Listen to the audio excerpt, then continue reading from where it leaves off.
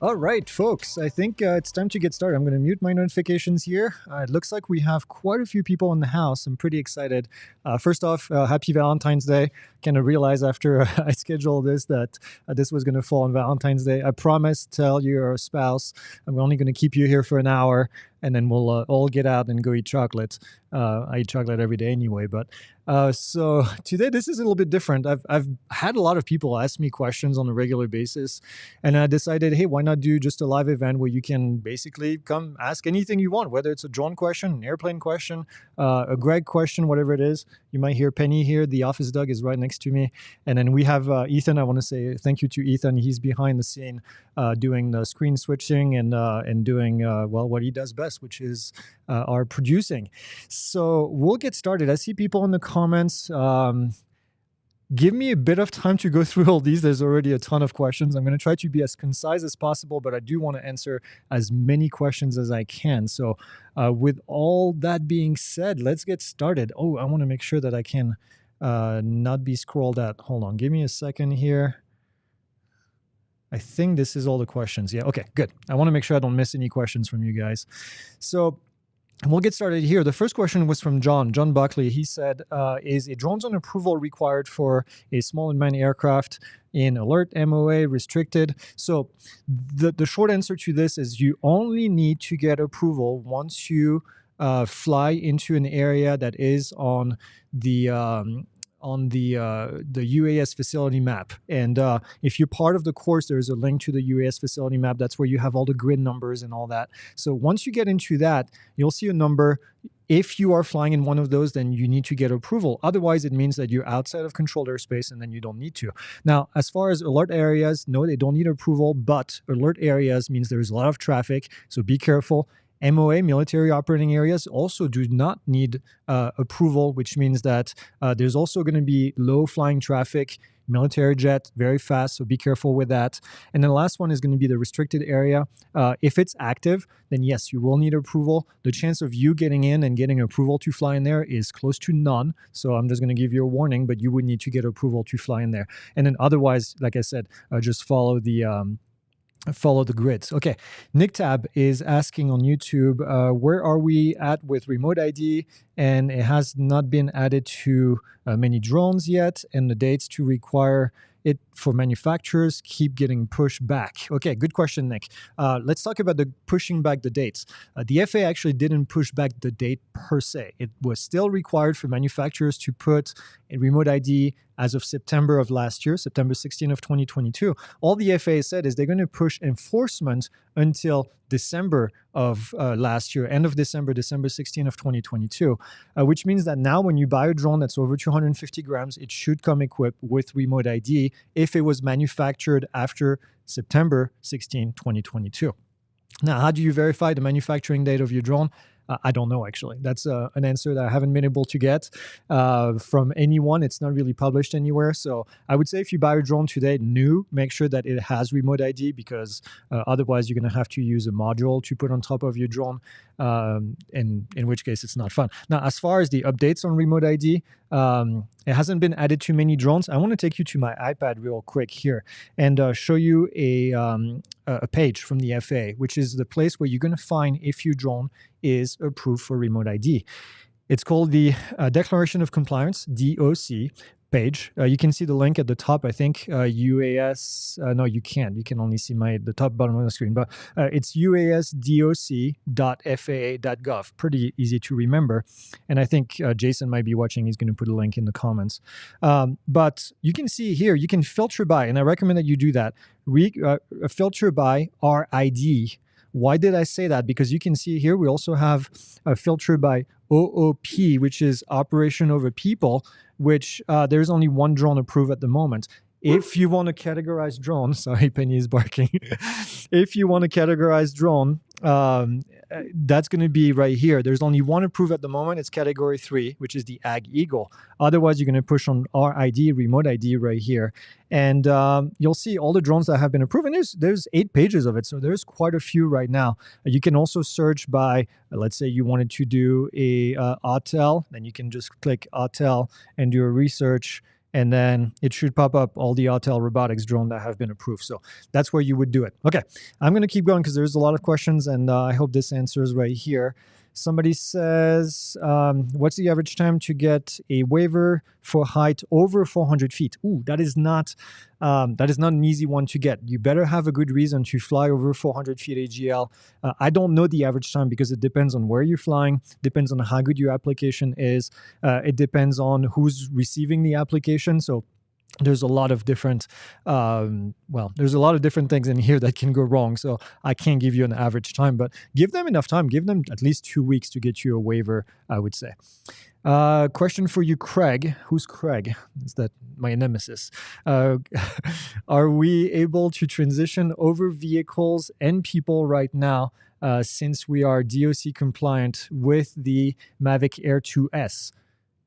Good question. You are not compliant with the DOC for the Mavic Air 2S for OOP. That's what I showed you on the iPad a second ago. There's only one drone right now that is available for flying over people, which means that you cannot fly over people and or people in moving vehicles with any other drone than that one drone that was on that list, which is an Ag Eagle, okay? So if you have like a typical Mavic, then you're not going to be able to fly over people, and the Air 2S does not qualify for that. Okay, Steve's Job, that's a good name. Why am I being followed at night by 25 or more drone? That is a good question, and I don't know. If you feel like this is a threat, I would call 911 and let them know, but that seems a little bit odd here. Have you seen the XJet video? The answer is probably no, where the FAA responds to his question about remote ID, stating that it is the pilot's responsibility to comply, not the manufacturer. I have not. That's interesting.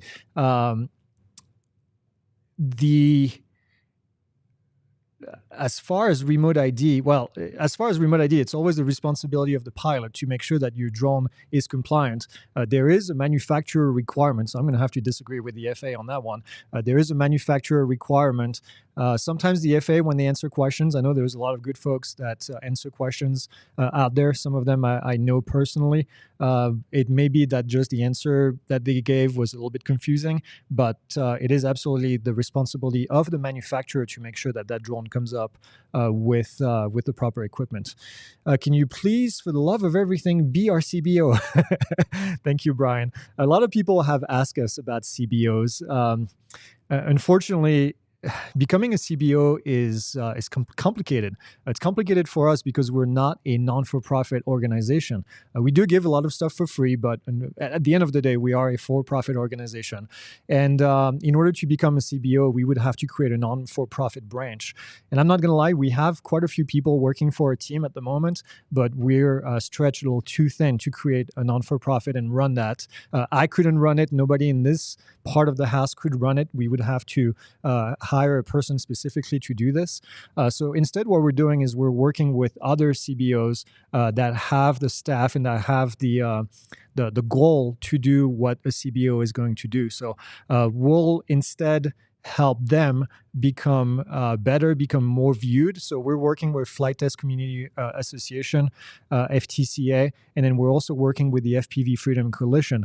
Both of these guys do slightly different things, but I say guys, the whole team, quite frankly. Both of these organizations do a lot of great things. So Dave Messina, and then our friend, oh no, why am I having a brain fart? Oh, I feel bad. Okay. Yes. I feel terrible. I'm bad with names, by the way. So this is the proof right here. And I feel really, really bad not remembering his name. Okay. Anyways. So no, unfortunately, we won't be able to be a CBO at the moment. Yeah, that's unfortunate. How far offshore can you fly a drone recreationally? Thinking of going scuba, I guess, scuba trip and taking videos of boat RTC. I don't know what that means, but the answer, how far can you be offshore? I would say up to 3 miles, because I think after that is international waters, if I remember correctly. I'd have to verify that, but that's how far you can go before you get out of the FAA's airspace. After that, it's pretty open. It's international water, so you can really do whatever you want. I would say be careful. Once you start to get above a certain distance, there's going to be a lot of activity of aircraft that are flying very low and doing a lot of stuff that can be dangerous. So pay extra attention, even if you're far from the shore. I'm going to stop on YouTube for a second here. I'm going to go to Facebook. What would DJI make the Mini 2 compatible with the DJI RC? I don't know, actually. That's a good question. This is a question on the Facebook group. You got to think about DJI and the motivation of DJI to make some things compatible when they would force you to buy another drone to be compatible. So I don't have a magic answer for this one, unfortunately. Non-drone question. I'm 33 and looking to get back into aviation as a career. Have my private and instrument rating. What advice on the best pathway forward? I'm thinking to do all the ground from commercial and CFI, then attending an accelerated flight school. Yeah, Nick, that's also on the Facebook group. Absolutely, I think that's a great idea. If you have your private, if you have your instrument, I would say go ahead and study for the commercial. I don't know if you're current, if you've flown recently. 33 years old is still plenty young to go ahead and go for a career in becoming a commercial pilot. Accelerated ground school, flight school. If you have the knowledge to do it, I would say, if you have the time, to do it, I would say absolutely go ahead and do that. Another question here on Facebook: is anything being done by manufacturers and or the FAA to categorize Class 2 and 3 drones, or is it still just out there? So I have a theory on this. Category 2 and Category 3 drone, I think we're going to see no drones or very few drones that are going to qualify for that. And the reason is multiple. The first reason is because manufacturers need to be motivated to create a Category 2 or Category 3 drone, which means that they have to put R&D, research and development money into it. They have to spend the money to submit all the paperwork to the FAA. And this is only going to apply to the American market. And as much as we think the American market is huge, and it is, there's still a lot of other people all over the world that also fly drones. So my guess is, that's the first reason. And the second reason is because the requirements to qualify for Category 2 and Category 3 are pretty high and pretty strict. I think it's going to be a while before we see anything other than a fixed wing that glides to qualify for that. So the short answer is I wouldn't put too much hope into getting Category 2 and Category 3 drones from even the big manufacturers. I don't think there's much of an incentive for them to do that. So Autel or DJI for an enterprise drone from Jim in the Facebook group. I would say either or, quite frankly. We have both. I've flown both, and I have to say they both have advantages and disadvantages. I think it comes down to the ecosystem. Do you have another DJI drone, in which case you might want to get a DJI? Or also, obviously, the geofencing is going to be a big difference as well. Autel doesn't have geofencing, DJI does. So it's really a matter of personal taste. We have the Mavic 3 thermal that we just bought for the office, and I have to say I love it. Oh, it's right here. Look at that. I say drones, and then they just show up. Thank you, Ethan. So this is the Mavic 3 thermal right here, which is an amazing drone. And for the price that you get this, it comes with a ton of technology. But also, we had an opportunity to fly in the past using the Evo 2 Dual and the Evo 2 Thermal, also a great platform. So it really is a matter of taste. All right, one more question in the Facebook group, and then we'll go back to YouTube. Does Canada recognize Part 107? No, Canada does not. So when you fly in Canada, you're going to have to do their basic or advanced. I think that's how they call it. They have a license where you need to do actually flight training and ground training as well, and it's a bit more complicated. So I would say no. They don't. There is no direct translation between the two. Only become it comes up repeatedly in the Facebook group and is still being conflicted answers. Can pilots without Part 107 fly after civil twilight in the dark? This and some other repeated questions will make a great FAQ. Great question, Sam. You can fly at night under Part 107 or recreationally all you want in uncontrolled airspace. outside of airspace that requires authorization. Once you get into a grid, then you need to have Part 107. But otherwise, fly in class Golf, fly in class E, that's not surface, all you want until you get into controlled airspace. That's the short answer, and that's really the only answer for this. Make sure that you have a light, and if you're flying at night, make sure that you pick, if you're flying recreationally at night, make sure that you pick a CBO that's going to have, well, and follow the guidelines to fly at night. Most of them require a light visible from 3 statute miles, and then that you maintain line of sight and all that good stuff.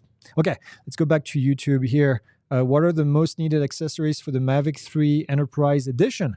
I would say, okay, I want to make sure I didn't miss a comment. I would say the best accessories are the ones that you need. I hate to say it that way, but are the ones that are going to make your job easier. Now, you can see at the top of the Enterprise drones right here, there is this little thing that you can remove. I hope you can see. And it's a little USB plug. And then there is 2 screw holes right here where you can screw the attachments. And you can put an RTK thing on top of there. You can put a speaker so you can talk to people. You can put a light on top of it. So there's a bunch of them that are available, but I would say I don't know if there's a best one. It really depends on what you're using. Okay, let's keep on going in here. Somebody says, how would you know? Okay, I don't know. I don't know how I would know, but I know. While I'm waiting for a job that justify a Kestrel 5000, I don't know what that is. What do you think about the app UAV Forecast? UAV Forecast is a good app, actually. I have it on my phone. I tend to use other apps just because of my aviation background, and I'm more used to using airplane pilot apps.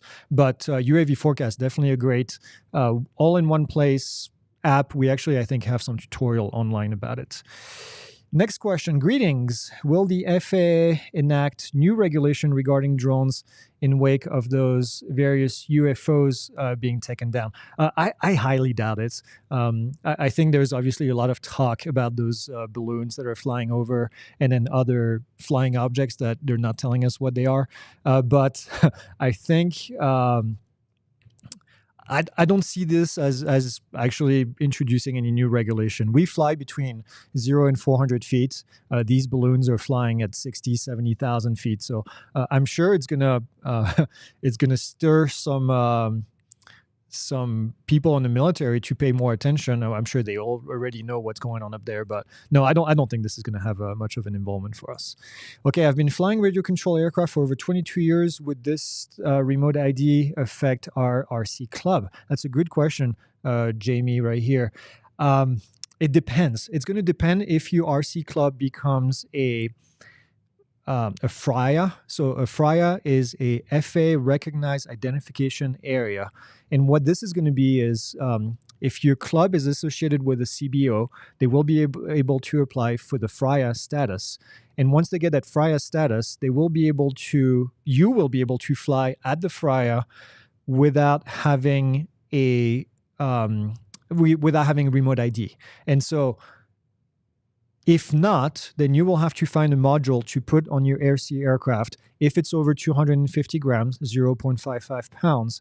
Otherwise, so if it's below that weight, you don't need registration, which means you don't need remote ID, then you can fly. If it's over that weight, you'll need a module or you'll need to fly at a FRIA. Okay, next.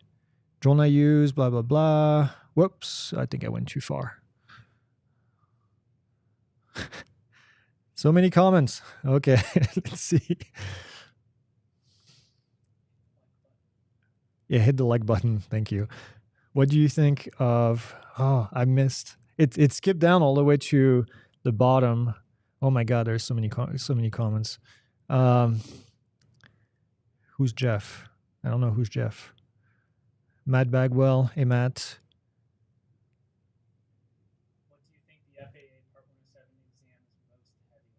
What do you think the FAA Part 107 exam is most heavy on? Oh, there you go. I found my spot. Okay, sorry about that. The FAA exam is going to be most heavy on the stuff that you don't know. right? It's going to be most heavy on regulation, airspace, and charts, which that's the reality of things. So you need to make sure that you study all those. Airspace and charts is always confusing because it's a new language for most people, and that's usually where people miss the most questions. Regulation obviously is also pretty heavy. That doesn't mean that you shouldn't study the other stuff, okay? It's only a portion of the exam that's going to be on these topics, but if you ask me the most difficult part, I guess that would be the answer. Okay. What does it mean when FAA cancels the airspace or declines it? That's a good question from Charles.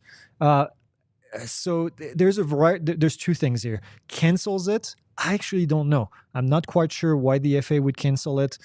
Maybe because they realized that they did something wrong in approving it and then they cancel it. It's never happened to me, but I know it's happened to other people's, but I don't know the answer.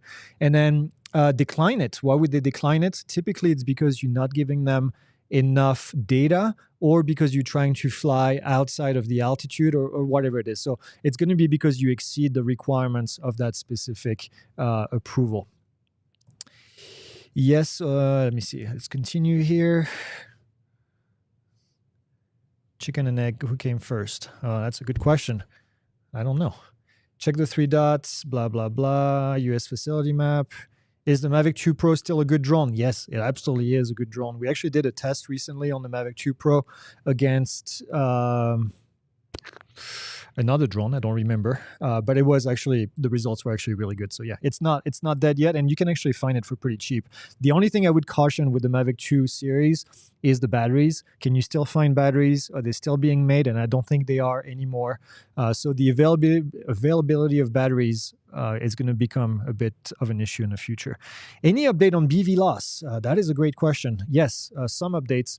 Actually, Vic and I have, you guys know Vic, we were on the AAAC, which is the Advanced Aviation Committee, something, one of the subtasks. And Vic invited me to the subtask, and we were tasked with talking about BVLOS. I can't tell you all the results just yet, but yes, there is some movement. We'll hopefully have more information pretty soon. I have a question on sub 250 grams drones. It has the declaration of compliance for remote ID. How can I properly fly over people legally? I need to have remote ID, prop guard, and under 55 pounds. That's Connor. Good question, Connor. So I'll get back to this because it's a question we get all the time. Remote ID approval and operation over people approval is two different approval. So because you have remote ID doesn't mean that you're able to fly over people. Now, you're talking about a sub 250 gram drone. And yes, it can be self-certified as a category 1 if it doesn't have propellers that can cause laceration, which means, in this case, prop guards, more than likely. And then with the prop guards and the battery, it needs to be sub 250 grams, sub 0.55 pounds. So that's rare. We have somewhere in the office, we have a Mini 2 Japanese model with the Japanese battery, which flies only for about 5 minutes. And that basically allows us to fly over people. But remember, there are things you can't do unless you have remote ID also. So flying over large groups of people, you can't do that without having remote ID. So it gets a little confusing. Okay, next. Greg, is there any record that FAA has done on any manufacturer's enforcement? No, there's no manufacturing enforcement that I know of. I don't know that the FAA is very much interested in this at the moment. So we'll see. I think we'll see more of that potentially in the future once we get going further down the road. Once new models are being released, I think we'll see a lot more enforcement in here. Okay. Are we able to fly over people, and under what circumstances other than using propeller guards? I think I answered that question a little bit, but I'll get to that again. If you want to fly over people or people in moving vehicles, you need to have a categorized drone, period. Category 1, 2, or 3. Category 1 is self-certified. You need a drone sub 250 grams with prop guards. All of it needs to weigh less than 250 grams, which is rare. Or you need a Category 2 and Category 3, which can only be approved by the FAA on their website. At the moment, there's only one drone that is Category 3, and that's it. So otherwise, no, you can't. You cannot fly over people unless you have a categorized drone. That's the easy answer. Is it possible to prepare and give private pilot exam without joining the flying school? If yes, how instructor endorsement can be obtained? It is recommended by you. Yes, you can absolutely take the written exam for the private pilot exam for the instrument rating or the commercial without ever getting in the airplane. In order to get the endorsement, you need a flight instructor that's going to sign you off. We do that with our ground school. So if you enroll in the ground school, you complete the ground school, you get the right grades on the final exam, then I'll send you the endorsement. So that's one way you can do it. We have a lot of students that do it before they even get in the airplane. It is absolutely acceptable and legal to do that. Okay. Keep on going. You guys are asking a lot of questions. Thanks for the tags. Somebody else calling me Craig. I get that all the time. I joke. Thanks for the tags. I already have it set up on my drone completely free. You guys are the best. So he's talking about the free labels for registration that we offer. So pilotinstitute.com/free is where you will find those. We'll send you 4 different colors of stickers, and you can put those on your drone and be legal. All right. A lot of people saying, hey, hey, hey. Matt Bagwell, very popular. Lots of people saying, hey, Matt. So many changes coming. Hope remote ID will actually allow BVLOS. Yeah, maybe. Hopefully, yes, I hope. I'm going to stay positive. Can I fly inside a home with permission from the owner of the house in control class D without authorization? I tried and the drone wouldn't let me take off. That's a question from Lisa. Great question, Lisa. 2 different approvals, right? If you have a DJI drone, DJI is going to want to restrict you from flying in controlled airspace unless you ask for permission, which you can do. FAA approval is not necessary because you're inside of a house, which means that you're not in the airspace. They don't care. There's no FAA rules when you fly inside the house. I'll give you an example. Recently, we had a video shoot inside of a hangar. We did a deep dive on an actual airplane. We put it in the hangar. We brought the drone, and I knew that this was going to be, it's along the runway. We're hundreds of feet from the runway. So I knew that this was going to be trouble. So with DJI, this was a DJI drone that we flew, the Mini 3. So I went on the DJI website, and this was in a red zone. And I said, you need to provide proof that you're approved to fly in there. And all I did is I wrote a letter in Word and I said, we're going to fly inside, let us fly. And that's all I did. And I made a PDF, I attached it to the application, and within 5 minutes, they had approved my flight. And we were able to fly indoor in the hangar. So I see another question that popped up. It said, I heard a rumor that Pilot Institute possibly offering thermal imaging training. Yes, Jim, we are. We are working on finding the right instructor and then recording the course and then going live with it. So yes, this will happen in 2023. All right, back to YouTube here. I know there's a lot of comments.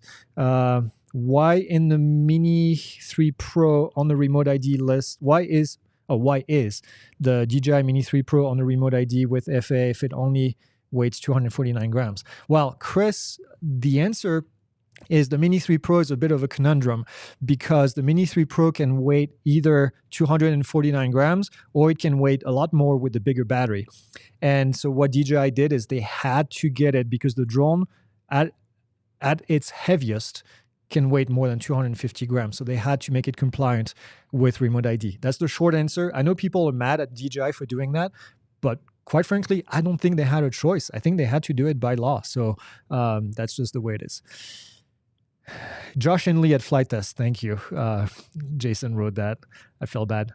Great guys out there.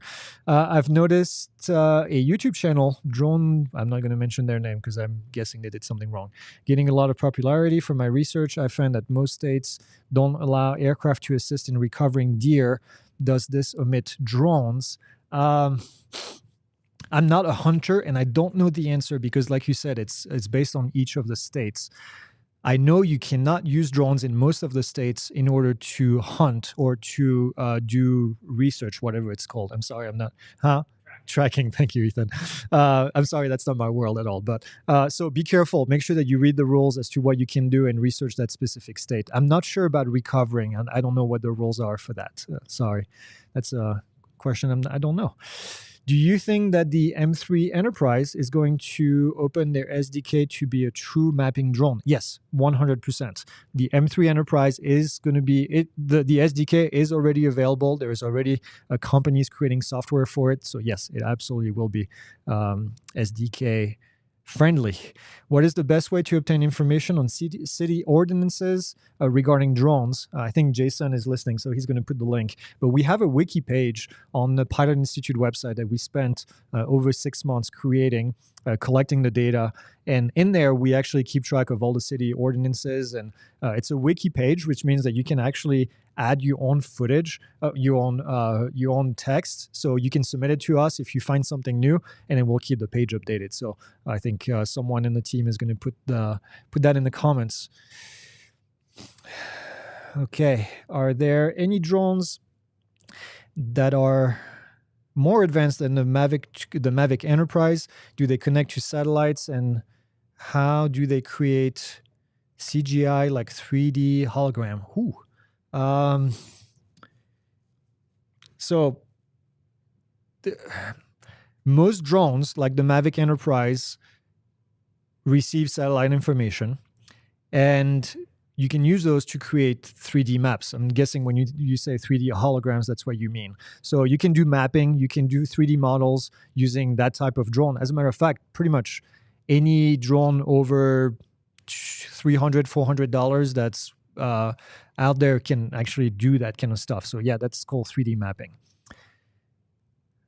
Do you think that the Mavic Air 2 for real ID? I don't know what that means.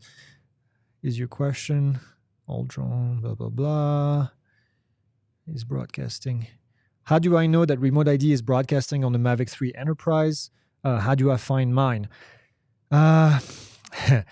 That's still a bit of difficulty right now to find remote ID signal on phones. The reason is if you have an iPhone, I don't have my iPhone here, but if you have an iPhone or Apple product, the SDK from Apple doesn't allow you to search for that remote ID signal. It's called Wi-Fi scanning, and that's not allowed as an SDK from Apple. So if you have an Android drone, I know some people have been able to use, I think it's called Drone Scanner, the app, and be able to find some remote ID signals, but otherwise it's been, quite frankly, pretty difficult, I think, to find that signal. So how do you know? That's how you would do. You would test it and see if it's broadcasting. But if you have the latest, I think on the Mavic 3 Enterprise, I'm pretty sure that it does broadcast. Okay, let's keep on going. You guys are asking a lot of questions. I fly my DJI Mini 2 around my neighborhood, and sometimes I fly over stationary cars and homes. Am I breaking the law, or am I safe? No, you can fly over homes. You can fly over stationary cars. That's fine. Even people inside of stationary cars. The only thing you cannot do is fly over people in moving vehicles. So no, you're doing fine. As long as you maintain visual line of sight, as long as you have airspace approval, you're absolutely fine. I have a Mavic Air 2. I heard that DJI may be putting out a patch to make it work. I hope.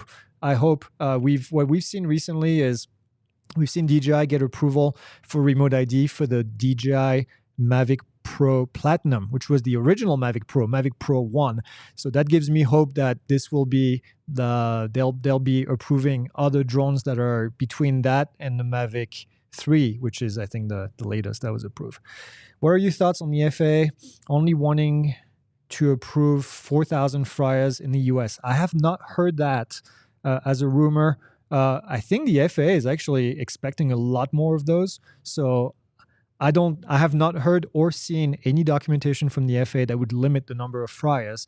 Now, they're going to work at the speed of government, which they always do. So it may take a while for them to actually approve X number of FRIAs, but I don't think they're going to stop because, by law, I don't think they're allowed to.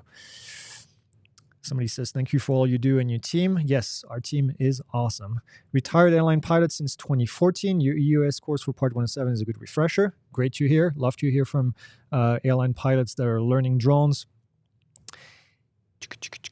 Okay, I have a RC Pro controller, and I know that there is an internal USB connection for an LTE dongle. Do you happen to know if that works in the US? So, John, from what I've heard to date, it is not yet approved in the US. Now, That data might be a little bit outdated, but last time I checked, that's what it was. And I think they're waiting for FCC approval. So there is another drone out there, the Parrot NFE AI, that does have approval to fly in. I'm actually, now that I'm saying this, I'm pretty sure they have approval to do it in the US. We did have a chance to test one of those drones. It's actually really cool. So if you wrote the requirements for Part 107 testing, what material would you add or delete? Oh, that is a good question. I love that question because I get asked that quite a bit. This is going to sound weird, but I would change the way that we teach airspace. And if you're part of the course, you'll see that I spend a lot of time on airspace. I spend 3 to 4 hours teaching airspace. And I think for drone pilots, there is a much easier way to teach it. And there's different tools that we can use to teach drone pilots to recognize airspace. You don't need to know what Class B airspace looks like at 8,000 feet elevation. You need to know what Class B looks like at the surface and what that shape is. And I think the sectional chart, quite frankly, is not the perfect tool for drone pilots. It's a good supplement for drone pilots, but it's not the primary tool that I would use or teach. And that's also why I don't teach just sectional charts. I teach you how to use the UAS facility map because I think that's the primary tool. But it's not on the exam, and it should be. So to answer your question, I think I would redo completely how we do testing for airspace and charts. And then also, I would change the way that we teach airport operations. We teach airport signs, which it's good general knowledge, but quite frankly, not the best. I would spend more time, which I do in the course because I believe in that, but I teach more about traffic pattern, where an aircraft is, situational awareness around airports so that you can figure out where the aircraft are actually located. So those would be the major things that I would change in here. I think everything else in there is, if taught properly, can be applicable to all drone pilots. Where can I find a remote ID module for my commercial FPV drone here in the States? There is only a few, I think 5 or 6 of them that are approved at the moment.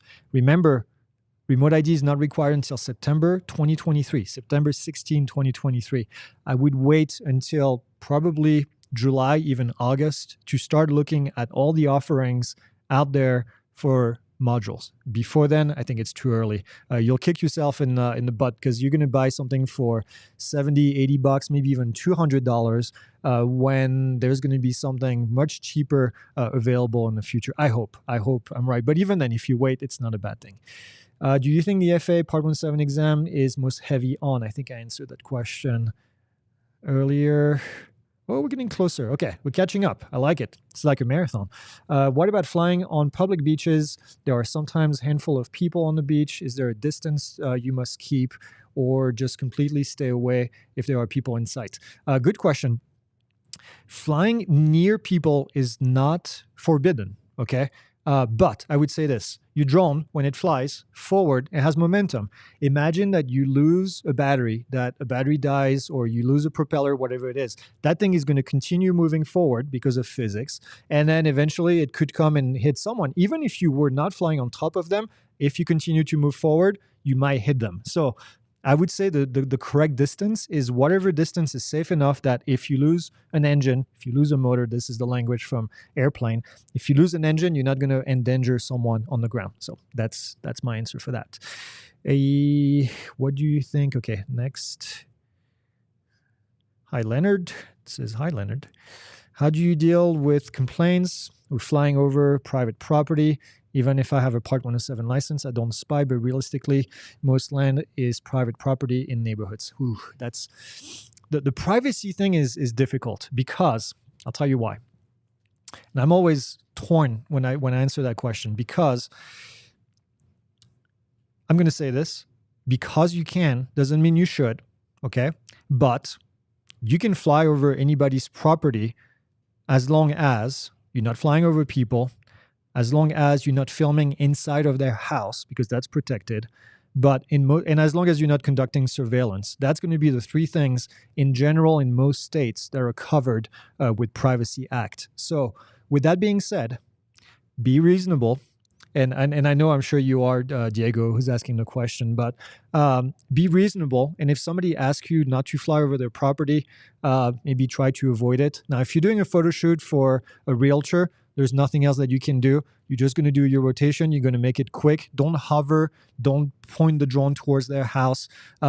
I know that I don't like it. I don't like when I see drones that are flying near my house or over my house because I feel like I'm being spied on, and that's just a personal feeling. So I would say don't do to something that you wouldn't want done to you. Right? That's always a good rule in life. But obviously, from a regulatory standpoint, you are allowed to fly over other people's property. So it's always kind of a twitchy. A question. All right. Ben is asking a question. That's a good name. Taking my part 107 soon. Your course are very helpful. Any tips and tricks to reading, remembering charts and airspace? Yes, I have one. Actually, that's a great question. I'm going to go to my iPad here and I'm going to switch to this app right here. Here's the answer to that. So this document here that I'm pulling is called it's a long name. Airman Knowledge Testing Supplement for Sport Pilot, Recreational Pilot, Remote Pilot, and Private Pilots. This is the document that you will have on exam day with you. Now, if you go to a few pages down, and I'm scrolling pretty fast here, but if you go to the first appendix right here, you'll see that there is legend number 1, page 1-1. And this right here has a cheat sheet. Let me turn that page here to rotate it so you can see it a little bit better. There you go. Now look right here. And I've already circled some of that stuff because I was doing a Q&A yesterday for my private pilot students. But look at this. The sectional chart is right here. You have all the information. This is given to you on exam day. If you have a brain fart on the day of the exam, use that. That's available free of charge. Okay. Can I tell what happened? Oh, there's a bazillion more questions. Holy smokes. Are you serious? Oh, crap. We're never going to end. I can tell you firsthand knowledge that when you're flying around military base that they have counter drones. Yes, they do. They will find you. Please don't do that. Apps. Good apps for drones. Somebody's asking here. Other than your app, what are good apps for drone? Before you fly, you have the app from Aloft, Air Control. That's a new app. We actually have a free deep dive on our website for that. It will give you a ton of information and it's free. You can also pay if you want to get more information. I don't know what else you need. I mean, the app from your manufacturer. I'm not big on apps for drones, quite frankly, because I usually just fly it using the app of the drone and then I do everything else on the computer. So I'm not always the best person to ask about a best app. But look at that. We have Penny in the background just sniffing around. Penny is my dog. She's the office dog. She comes with me every once in a while. Speak to people. How do they talk with you or a target on the ground? Some sort of directed. I don't understand. Sorry, I'm reading some of these questions live. So 60% of my exam. Okay. If you wrote the requirements for part 17, well, okay. Okay. What are the odds of remote ID modules coming down in price? It's hard to put a $300 module. I agree with you, Fred. I think they will come down in price. I think we've already seen that from the first one that was $300. I think there's one that's about $70. I wish they would be around $20. To me, that's the sweet point where a remote ID is actually going to be very useful, but we'll see. Why do we need the FCC to regulate drone when we have the FAA? Ooh, that's a good question. So 2 different agencies doing 2 different things. FCC, Federal Communication. What's the C for? Anyways, Jason will know. I have brain farts sometimes. So FCC is in charge of radio airwaves for anything, including drones. They want to make sure that they maintain control of any airwaves that are going up in the air. So yes, they do need to be involved because drones are controlled with airwaves. So that's the short answer. I live in an area where guys talk about shooting down drones. When I mentioned my Part 107 license, is this common in other areas? I think it depends on where you live, but in any way, shape, or form, this is not acceptable. They cannot shoot out a drone. It's an aircraft. It's covered by the I don't remember the name of it, but the U.S. code, basically. I don't remember the specific number. But yeah, if somebody threatens to shoot you drone, don't don't fly, don't taunt them, don't go and mess with them. Just go away and then possibly report to the police as a threat. That's not good. All right. I was applying at a public field, not an AMA. They were flying drones over people. They said they were following AMA CBO. That is BS. They told me I couldn't be on the other side of the field. It was danger zone. Ooh, yeah, that's... Nobody can control airspace but the FAA. Nobody can tell you where you can or cannot fly other than the FAA and possibly law enforcement in some cases. So the general public telling you can't fly somewhere, that's not a good thing. The AMA does not allow people to fly over, does not allow drones or other aircraft to fly over people. So if they tell you that, you're going to say, please show me in the AMA guidelines where that is. But no, that is a big lie. During the Part 107 test, can you ask for a flashlight or ways to make the room brighter? Yes, you should be able. Well, I don't know about a flashlight, but the testing centers are required to provide you with enough lighting in the room. So you should be able to ask for that. I don't know if they'll give you a flashlight, but they should be able to have all the lights turned on so it's visible. You guys are asking a lot of questions. I don't know what I get myself into. What laws are there when an unknown flyer is part of...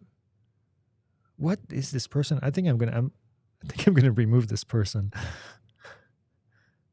Okay. Jason, please. Can I bring both my Mavic 3 Enterprise and my Mavic Air 2 on American Airlines? That's a good question. Okay.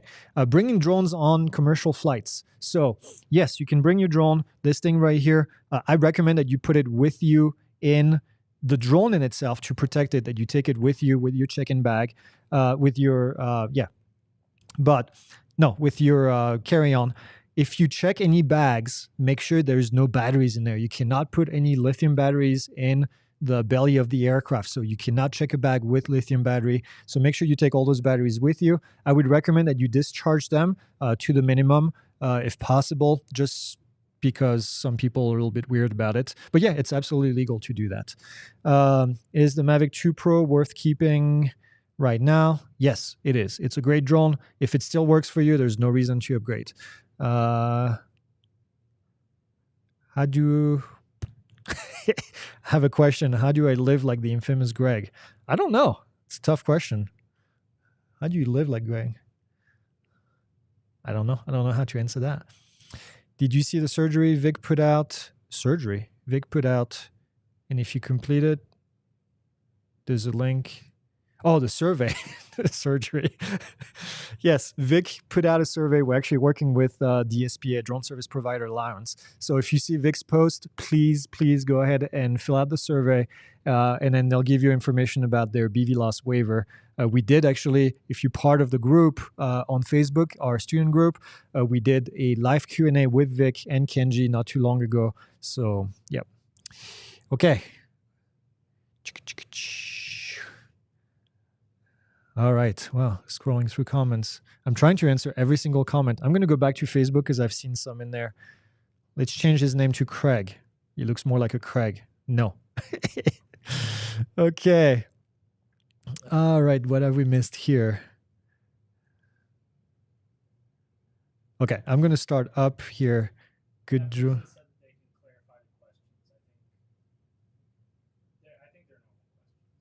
Okay. All right. Okay.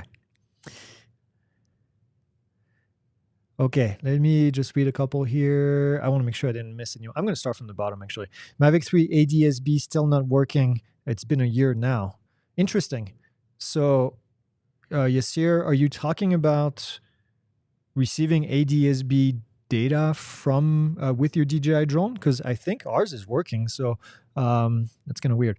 Thinking about upgrading from the Mini 2 to the Air 2S. Thoughts? I'm worried about registering my new drone.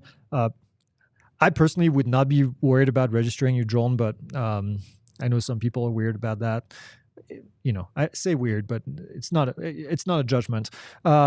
Mini 2S, Mini 2 to Air 2S, absolutely. Air 2S is a great drone. We use the Air 2S for a very long time as our B-roll drone for everything until we get the Mavic 3. So Air 2S is a workhorse for sure. I thought we could transition over moving vehicles. That's probably about my discussion earlier about needing a categorized drone. You cannot transition over drone unless you have a categorized drone. That's Top Gun Maverick or Avatar 2. You guys are going to hate me, but I still haven't seen Top Gun Maverick. I've been so busy. I love the first Top Gun, and I know I need to watch the second one, but I haven't been able to sit down to do it. So I love both. I love Avatar 1. I haven't seen Avatar 1. I know Ben here in the office has seen it. He's looking at me weird right now because I said I haven't seen it. So, which one, Ben? Top Gun or Avatar? Both. Okay, both is the answer. I agree with that. Has there been any progress on the ability to fly FPV without a VO? That's what Vic's thing is all about. So Bill Heiser, Bill has been a long-time contributor with us. So Bill, go to the group and go watch the live Q&A we did with Vic last week. I think it was Vic and Kenji. You'll get a lot of information and some documentation. So yes, it is now possible. It's not easy, but it is possible using a VO. Okay. Halfway through the course, I'm loving it. Worried about going to the testing center. Best piece of advice on the actual test. Wolfgang from, no, he's not from Ireland. His last name is Ireland.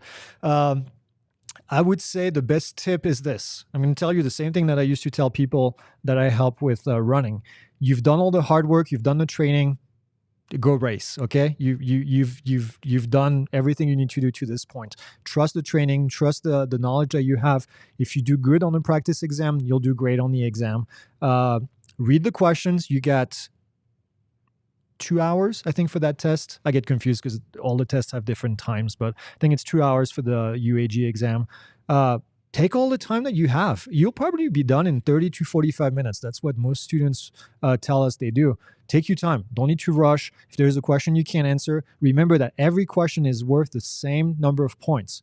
Whether it's a question on airspace that takes 20 minutes to complete, or if it's a simple question with rote memory, they're all worth the same. So do all the easy ones. Go back to the ones that are not so easy, and you'll do great. So that's my tip. A good website to purchase used drones. I do not know of any, so I'm going to say no. Yeah, check out our video. We actually did a video recently of how to buy a used drone. Yeah, Sierra said my drone doesn't detect planes. And I would say that's odd. Did you, update, did you buy it as a foreign drone? Which, if you bought it in Europe, for example, that might be the reason. Okay, just passed my 107, 93. Can I register my drone in 107 since it's already registered as recreational? That's a good question. Priyan, I would say yes, you need to register the drone as well under Part 107. It's going to be a new registration. Yeah, that's all I'm going to say right now. There's some confusion about this, but yes. Okay, let's go back to YouTube and see. We got 8 more minutes, so please stop asking questions so I can get to the bottom of this. Just chilling inside, blah, blah, blah. Cool.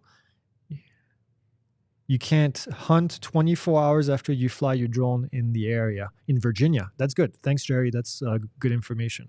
Air 2S or Mini 3 Pro sub 250 isn't a factor for me. Ooh, that's a tough one. Air 2S or Mini 3 Pro? I love the Air 2S, but I'm going to say Mini 3 Pro.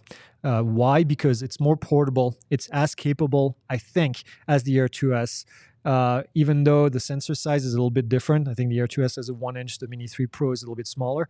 Our testing of the quality of the Mini 3 Pro, the image quality, is through the roof. The Mini 3 Pro, I think, is one of the best drone we've tested as far as quality, image quality. So I would say the Mini 3 Pro, but quite frankly, if you find a good deal on an Air 2S, you can't go wrong. So that's that. All right.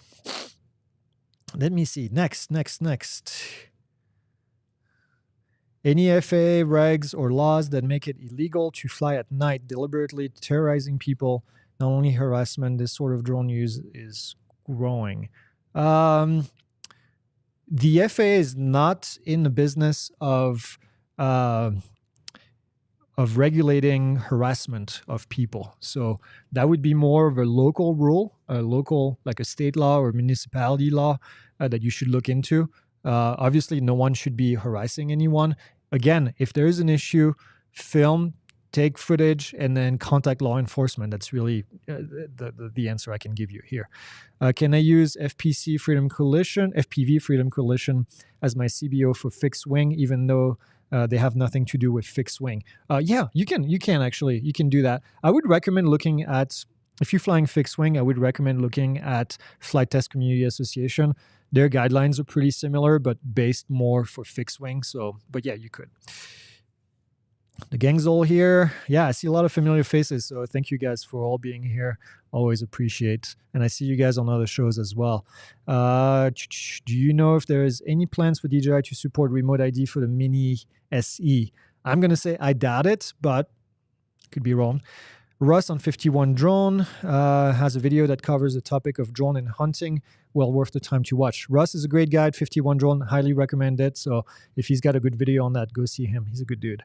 Can the Mavic 3T do mapping or just the Mavic 3E? I lost my space here. There you go. I don't want to lose the comments. The Mavic 3T, let's put it this way. Any drone can do mapping, okay? The reason the Mavic 3E Enterprise is good for mapping is because it has a mechanical shutter. The Mavic 3 Thermal does not. So the Mavic 3E theoretically is better designed to do mapping, but there's nothing wrong with the Mavic 3T to do mapping as well. What about a $34,000 Mavic? Yeah, what about that? I hope we don't get to that point. Drone ID works on Android. Yes, that's correct. Yellow Rose Drone. Hi. How do I get permission to fly to locate wildland fire? I will be with Fire Official. You don't really need permission to locate wildland fires. You just need to be careful. Well, obviously, if you're going to be working with Official, it's going to make it easier, but there's no real restriction other than airspace. So check the airspace in that area. Just took my test today. It was really heavy on remote ID and what ID module transmit. Yep, the ID message is definitely always questions on there. What do you think about the mod to take geofencing off DJI, and do you think they work, and would they do blah, blah, blah? That's Charles asking. I'm not a big fan of modifying the hardware, the software of the drone, the firmware of the drone, primarily because if you're flying commercially, I think it can get you in trouble with your insurance company. So I would not recommend it. I've been flying a long time, okay? I've been flying a long time, a lot of DJI drones. We have pretty much every DJI drone you can think of since the Phantom 4 Pro, okay? Even since the Inspire 2. I have never been in a situation where DJI prevented me from doing what I need to do. So I've never been in a position where I needed to override the restriction from DJI. I'm just going to say that, okay? And I know in some cases it's a pain in the butt, and it is, and I hate it as well, but there's always a way around it. So I'm just going to say that. FAA definition of flying over people, just that. You have a person right here, you fly the drone on top of them. As long as any part of the drone is over any part of the person, that's flying over someone. That's as easy as I can make it. If you can fly under a COA of the department, there should be no problem, as they were answering someone. What do you think about the new 3D printed propellers that actually work on some drones? I think maybe they're talking about those new props. I don't remember the name of them. Toroilo, if I can say that. Yeah, from MIT. We actually tried to 3D print some of them in the office. I would not recommend, other than for testing, I would not recommend flying 3D printed propellers. Propellers need to be balanced correctly. Otherwise, you get a lot of inefficiencies. They need to be designed for that specific weight, for that specific profile. I would wait until somebody does a lot of research, does injection molding on these propellers. I know our friend Ken Dono from Original Dobo did print some of them and did a cool video about this. But yeah, I think for personal use, just for testing, but I would not use them for anything else at the moment. It's cool though. The concept is really cool. I think it has potential actually of hopefully getting more efficiency, and maybe, I don't know how good they would be for creating laceration. So, okay, we're getting close to the end here, but I want to answer more questions. Those are cool, but blah, blah, blah. Okay, somebody just said what I said. Okay, I think we're getting close to the end, which is awesome. Supplemental video on the remote ID and flying is priceless. Thank you. Appreciate that. I see Johnny Flyers. Johnny Drone Flyers in there. Hey, Johnny.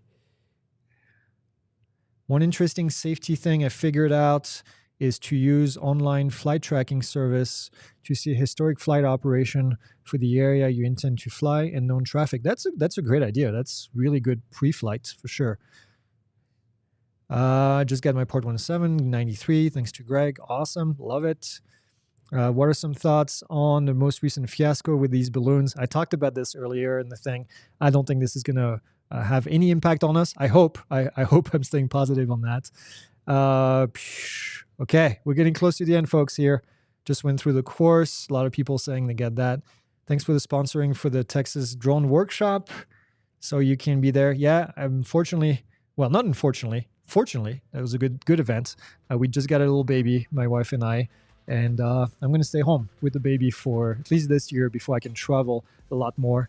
I'm going to be at a lot of conferences this year already, so I could not make it to the Texas thing, but we are sponsoring it, so I'm excited. Okay, well, I think it's time to wrap it up. I don't see any more questions on YouTube. Let me just do... that was cool. That was a ton of questions. I love it. Love you guys being out there. Let me make sure that we are good on the Facebook group as well. Get my own 7 experience with DJI Mini 3. FlightAware is a good app for real-time traffic. Yes, thank you. That's one thing that I didn't mention. Okay, cool. I think we've caught up. Whew. All right, well, I'm going to end it. Go to your significant other. Bring them flowers or chocolate, preferably chocolate. And then enjoy your... Valentine's Day. Thanks for watching. We'll do more of these in the future. I really enjoyed this, actually. This was fun. We usually don't do live events, but Ethan is the master behind the controls now. We just got this new tool to do more live events. So we'll do more of these in the future. Yeah, that's it. Somebody says I'm already in trouble. That usually happens when people watch me too much. Okay, how do you send flowers to Greg? Don't send flowers, send chocolate. Chocolate is the only good thing. All right. That's it. I'll end it. Thank you, guys. We will see you next time. And if anything, watch us on Friday. News updates. We have a good one this week. Later.